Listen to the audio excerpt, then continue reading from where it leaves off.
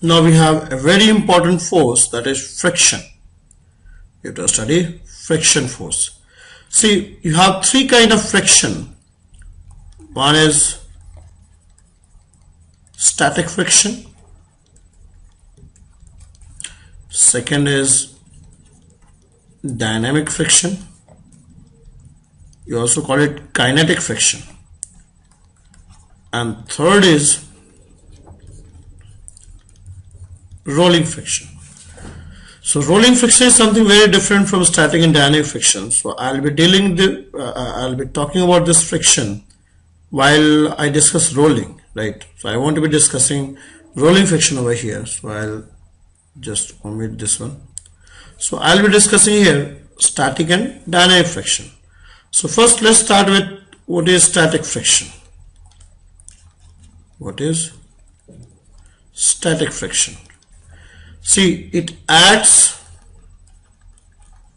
at the interface of two bodies when there is tendency of relative motion, or I should say it opposes any tendency of relative motion at the interface of two bodies. It opposes any tendency of relative motion at the interface of two bodies. Alright, it will oppose any tendency of relative motion at the interface of two bodies. It is self-adjusting in nature. It is self-adjusting. I'll discuss with the example. First you write it down. It is self-adjusting in nature. It adjusts its value or its magnitude. It adjusts its magnitude from 0 to mu Sn, where mu s is the coefficient of static friction at the interface of two bodies, and N is the normal reaction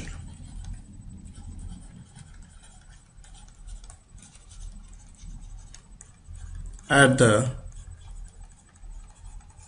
interface of two bodies. Normal reaction at the interface of two bodies.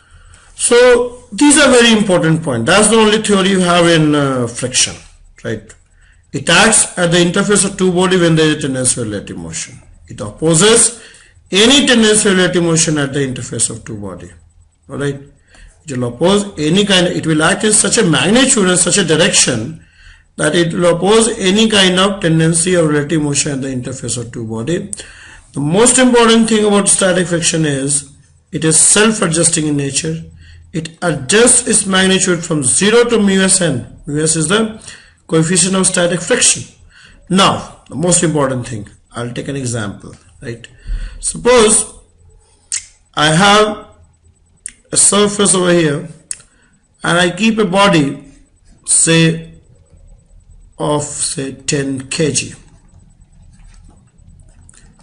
I'm keeping it on the surface, and suppose the coefficient of static friction between these two surfaces, between the block and the surface, is say 0.6. 0.6 is your mu s. 0.6 is going to be your mu s. In that case, can you tell me, suppose, see here the force is 10 G and normal reaction is N. So can you tell me what is the friction acting at the interface of these two bodies, at the interface of the block and the surface? Can you tell me that? N minus 10 G is 100 Newton. This is. So what should be the friction force? I give you a time. Tell me. What will the friction force? The friction force will be 0. Why? Because there is no tendency relative motion at the interface. Don't have any tendency relative motion at the interface. If I leave it, the body is not going to move. There is no tendency. If there is tendency, what is meant by tendency? Tendency means if there is tendency, if you don't oppose the tendency, that tendency converts into actual motion. See, if suppose friction force is 0, then also the body is not going to move. Right? So there is no friction acting. There is no tendency relative motion. If I leave the body as it is, if I leave the body free, the body is not going to move. There is no tendency relative motion at the interface. So the friction force is 0. If suppose I apply a force of 10 Newton, then tell me what is the friction force. See, the friction force is self-adjusting. It can adjust its value to 0, from 0 to mu s n as per the requirement. That is 0 to 60 Newton, right? It can adjust its value from 0 to 60 Newton. Mu s is 0.6 and n is 100. So it can adjust its value from 0 to 60. It is self-adjusting in nature. See, when I apply 10 Newton of force, what will it do? This 10 Newton of force is going to create a tangential relative motion at the interface. This 10 Newton is going to produce a tendency of relative motion at the interface, right? So the moment this tendency is created, say friction force is a very wonderful force. Friction force does not wait for this 10 Newton to create a relative motion. The moment tendency is created, the moment 10 Newton starts acting, a tendency is created, and the moment that tendency is created, friction force starts acting. It doesn't wait for the relative motion. It doesn't wait for the relative motion. Like American didn't wait for Saddam Hussein to attack on America, right? The Americans, they had the tendency, they knew that there is tendency in the Iraq owned by Saddam Hussein that they can create a problem. So American have the policy of opposing the tendency itself, right? US has tendency in the foreign policy of USA. They have a policy of opposing the tendency itself. If somebody is there in front of you and you come to know that he is going to harm you, what do? You like to oppose the very tendency itself, right? You like to oppose the very tendency itself. Fine. So friction force is like that. Friction force does not wait for the static friction. When I say friction force, I am talking about static friction. Static friction does not wait for this force, external force 10 Newton, to create a tendency of relative motion. It doesn't wait to create a relative motion. The moment this 10 Newton acts, tendencies of relative motion is created and friction force opposes the very tendency itself, right? If I increase this force to 20 Newton, what will happen? So the friction force acting, when 10 Newton force is acting on the object, what is the friction force acting on the body? I will draw again this 10 kg and suppose I apply 10 Newton. So the moment 10 Newton acts, the friction force will act in opposite direction and it will adjust its value to 10 Newton itself. It will adjust its value to 10 Newton itself, right? And it will oppose any kind of tendency of relative motion. If I increase it to 20 Newton, the friction force will also increase 20 Newton. It is self-adjusting. That's the beauty of friction force. That's the beauty of friction force. The moment it increases to 20 Newton, the friction force will also increase to 20 Newton. So it has adjusted itself to 20 Newton and opposes the very tendency of relative motion itself. It opposes the very tendency of relative motion. It doesn't wait for 20 Newton to create a motion over here. The moment this 20 Newton starts acting, it increases its magnitude from 10 Newton to 20 Newton. If I increase it to say 40 Newton, then friction force will also increase to 40 Newton. Friction force will also increase to 40 Newton, right? If I increase it to say 50 Newton, what will the friction force? Friction force will also increase to 50 Newton. If suppose I make it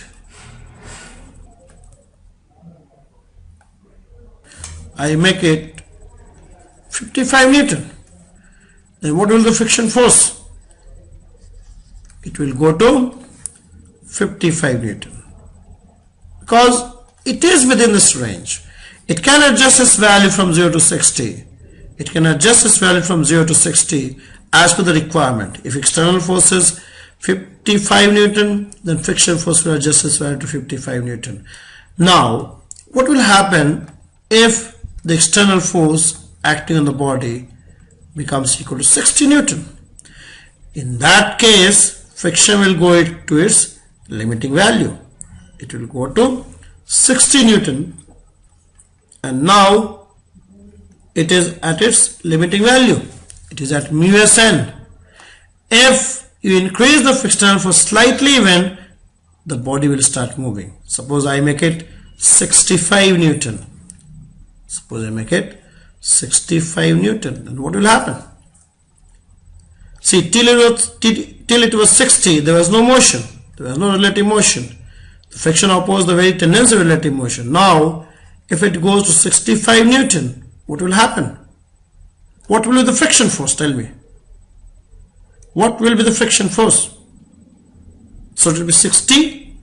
Should it be 60? No.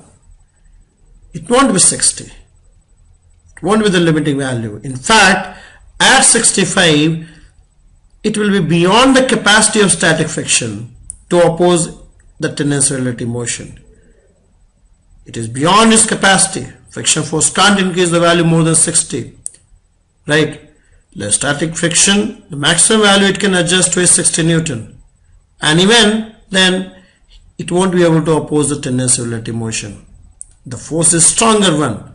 The tendency is so strong that static friction is beyond the limit of static friction to oppose such a tendency, such a stronger tendency of relative motion, right?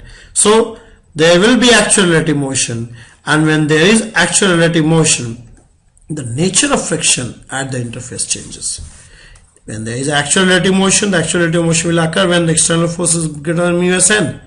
Then the nature of friction at the interface of two bodies will change. Now the nature of friction is dynamic friction, and the dynamic friction is different. It opposes, it has nothing to do with tendency, it opposes the actual relative motion. Now it's not tendency, actual relative motion taking place at the interface of two bodies, interface of two bodies, and the value of dynamic friction is equal to mu dn, where mu d is coefficient of dynamic friction and n is normal reaction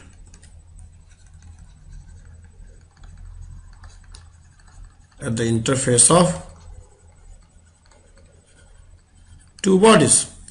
Normal reaction at the interface of two bodies. So, and usually this mu d in most of the case is less than mu s. Suppose mu d is 0.5. In that, this is not self-adjusting. It is not self-adjusting, right? It has the value mu dn. So when it is 65, then the friction force active will be mu dn, and if mu d is 0.5, it's going to be 50 Newton. In that case, there will be a net force 15 Newton in forward direction, and the body will accelerate with 1.5 meter per second square. The body is going to accelerate with an acceleration of 1.5 meter per second square. Now, if suppose I reduce this external force and make it 55, then what will happen? See, there was a time when this 55 Newton was not enough to move the object, when the body was at rest. But now, this 55 Newton will no longer be enough to move the object, but it is able to accelerate the object with 0.5 meter per second square. So you can see the difference. A time was there when the body was at rest. When the 55 Newton acted, it was not enough to move the object, because when you want to move the object from rest, you need to overcome the limiting value of static friction, and that was 60. So 55 Newton was not enough to move the object, but now once it starts moving, now you have to overcome the dynamic friction, which will be less. So you have to overcome the dynamic friction only. So dynamic friction is 50 Newton. So with 55 Newton, it's not just enough to move the object, but you will accelerate the object with 0.5 meter per second square. It will accelerate the object with 0.5 meter per second square. So you can see the difference.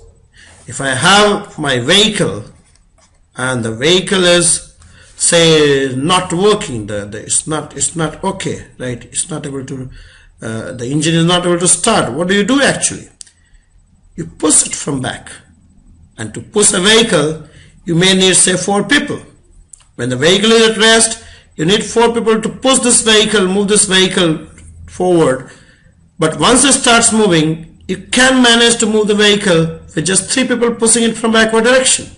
That's a common experience that we have in our daily life. If I want to move a static object, if I want to move a vehicle from rest, I need more people to move this vehicle. I need to push the vehicle. 3-4 people need to push the vehicle. But once it starts moving, you can manage to move the vehicle even with 3 people or 2 people, right? So it's easier to move a moving object. It is easier to sustain a motion than to create a motion. It's difficult to make this body move from rest, but it is easier to sustain once the body is moving, right? Because then you have to overcome the dynamic friction, and in the beginning when the body was at rest, you need to overcome the static friction, right? So I'll draw a graph that will make the thing a bit clear. Suppose what I have discussed right now, when your applied force is less than mu Sn, say this is 45 degree. In applied force, this is applied force capital F. Sorry. This is friction force small f, and this is applied force capital F, right? This is applied force capital F. In that case, when the applied force was less than mu Sn, you have the friction force was keeping in pace with the applied force. Whatever applied force you exerted, friction force was equal to that applied force. When your applied force increases mu Sn, in that case, when applied force increases mu Sn, then your friction force at this point, the friction force even goes to mu Sn. When the applied force becomes mu Sn, friction force also goes to mu Sn. But once your applied force increases mu Sn, the friction force usually falls. Friction force is falling. Now the friction force comes to this point, right? And that's equal to your mu dn. This will be mu dn. So the dynamic friction is constant. It remains constant mu dn. If you go on increasing applied force, the kinetic friction don't change. It's not self-adjusting basically. It's not self-adjusting. So that's the theory of friction. That's the theory of friction.